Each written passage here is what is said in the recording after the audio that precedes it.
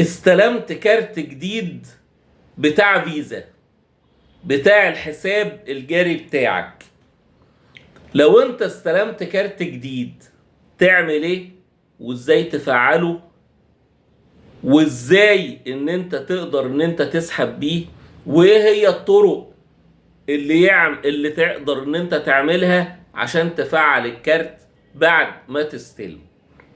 تعالوا بينا نصلي على النبي عليه الصلاة والسلام، نعمل شير ولايك وكومنت عشان نوصل الفيديو لكل واحد عايزين ان هو يستفيد معانا. صلوا بينا على النبي يا جماعة.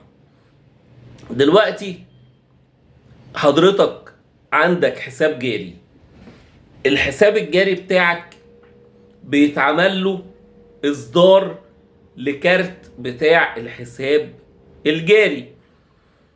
الحساب الجاري الكارت اللي بيطلع اسمه كارت خصم مباشر. كارت خصم مباشر. الكارت اللي بيطلع لو انت عامل فيزة مشتريات بيبقى ده اسمه كارت ائتمان. في فرق بين كارت الائتمان وبطاقة الخصم المباشر.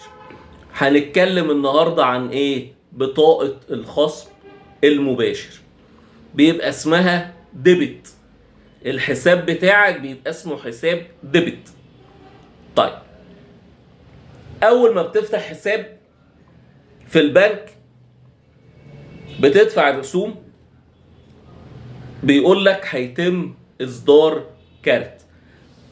الكارت ده ممكن اعمله وممكن ما اعملوش. لا، لازم تعمله. ليه لازم اعمله؟ لان انا لما فتحت حساب جاري حطيت رصيد في الحساب ده. طيب، لما انا هاجي اسحب فلوس من الحساب الجاري بتاعي اسحب بايه؟ فانا لازم ان انا يبقى معايا الكارت بتاع الخصم المباشر عشان اقدر اسحب من المكنة بتاعة البنك من خارج البنك من غير ما ادخل،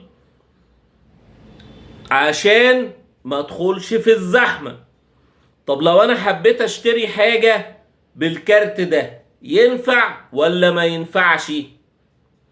الكارت بتاع الحساب الجاري بتاعك لو حبيت تعمل بيه اي مشتريات تقدر ان انت تعمل مشتريات.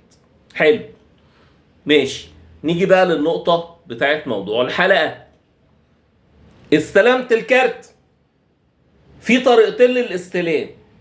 الكارت يا اما يجي لك البيت، بتطلب في البنك تقول لهم يجيلي على عنوان المنزل، او ان هو يجي لك في فرع البنك اللي انت فاتح فيه الحساب بتاعك.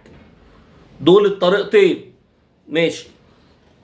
حضرتك استلمت الكارت اهو، سواء بالطريقة دي او بالطريقة دي. الخطوة اللي وراها ايه بقى؟ اعمل ايه؟ لازم تعمل تفعيل او تنشيط للكارت. تفعيل او تنشيط للكارت.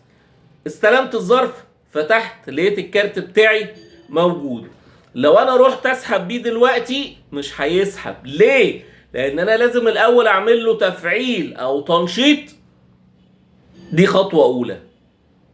وبعد كده بعمل ادخال رقم سري جديد. طيب، خلينا الاول في التفعيل او التنشيط. اعملها ازاي؟ في كذا طريقة نقدر نعملها. اول طريقة، البنك الفرع اللي انا فاتح فيه الحساب بروح له بيعمل لي عملية تنشيط او تفعيل للكارت. طب انا مش عايز اروح الفرع، عايز اعملها وانا قاعد في البيت، انشط الكارت وانا في البيت عن طريق الاهلي نت. انا هتكلم عن البنك الاهلي، وكل البنوك بيبقى لها مواقع على النت. عن طريق الاهلي نت بتدخل تعمل تفعيل او تنشيط كارت تم اصداره. وما بتعملش الخطوة دي غير لما تستلم الكارت في ايدك وتراجع البيانات اللي عليه، تعمل التنشيط بعد الاستلام. حلو. نشطته عن طريق الاهلي نت او عن طريق الفرع. في طريقة تالتة؟ في طريقة تالتة. ايه هي؟ المكنة بتاعة البنك نفسها تقدر تعمل التنشيط عن طريقها.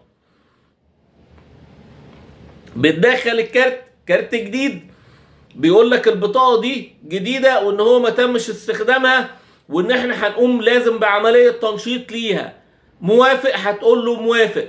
هيقول لك رقم الموبايل بتاعك، هتروح مدخل رقم الموبايل بتاعك، هيبعت لك عليه OTP او رقم سري او كود، هيتبعت لك على الموبايل بتاعك عشان يتأكد ان الكارت ده معاك وان الخط بتاع التليفون معاك.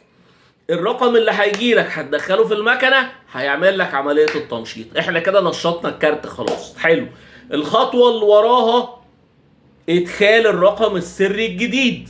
طيب الكارت لما انا دخلت في المكنه بيقول لي دخل الرقم السري. الرقم السري اللي انا هدخله بكتب 4 اصفار.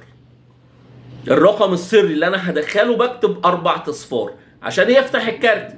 بعد كده هي المكنه نفسها بتقول لك الكارت ده جديد وان هو اول مره يتم استخدامه، وانت كده خلاص نشطته. ادخل الرقم السري الجديد، تروح مدخل الرقم السري الجديد، يقول لك ادخله مره اخرى للتاكيد، تروح مدخل الرقم السري للتاكيد مره تانية. يبقى احنا كده دخلنا الرقم السري، يقول لك كده خلاص تم تنشيط وتفعيل، وتقدر ان انت تسحب بالكارت من المكنه او تتعامل عليه عمليات شراء،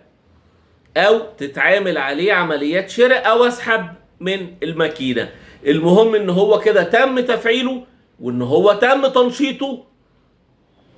الرقم السري ده في ناس بتروح كاتباه في ورقه وتروح حطاه في المحفظه جنب الكارت، يبقوا حاطين الكارت وحاطين الرقم السري كده في ورقه صغيره عشان لما المحفظه تضيع وحد يلاقيها يقدر ان هو يسحب بكل سهوله. طبعا الكلام ده غلط جدا. الكارت بتاعك لما تحطه في المحفظه ما تحطش الورقه اللي فيها الرقم السري ابدا جنبه، ابدا ابدا. سجلها في البيت، حطها في رقم تليفون بحيث يبقى رقم التليفون كذا كذا كذا واخر 4 ارقام. مثلا هنقول ايه، محمد نجم.